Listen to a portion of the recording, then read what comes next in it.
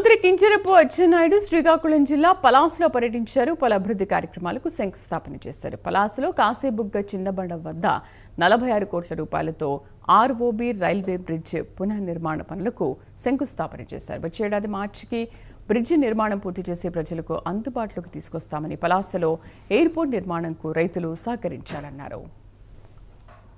మేమందరం అనుకొని పలాసలో ఎయిర్పోర్ట్ పెట్టాలని చెప్పి నిర్ణయం చేశాం. ఒక ప్రాజెక్ట్ వచ్చేటప్పుడు ప్రజలు సహకారం ఇస్తేనే ఆ కార్యక్రమం నెరవేరుతుంది, లేకపోతే నెరవేరే పరిస్థితి లేదు. అయితే నేను గతంలో వచ్చినప్పుడు కూడా చెప్పాను, ఈ ప్రాజెక్టు వల్ల ప్రజలకి మేలు జరిగే ఆలోచనలే చేస్తాం తప్ప ప్రజలకి నష్టం జరిగే ఆలోచనలు ఎక్కడ కూడా మేము చెయ్యం. అసలు ప్రజలందరూ కూడా అర్థం చేసుకోవాలి. ఈ మధ్యకాలంలో క్యాబినెట్లో ఏదైతే పలాస ఎయిర్పోర్ట్ అంటే శ్రీకాకుళం జిల్లాకు చెందినటువంటి ఎయిర్పోర్ట్, కుప్పం ఎయిర్పోర్ట్కి టిట్కో నుంచి నిధులు తెచ్చి ఇక్కడ సర్వే చేసి ల్యాండ్ ఎక్విజిషన్ పూర్తి చేయాలని చెప్పి నిర్ణయం చేశాం.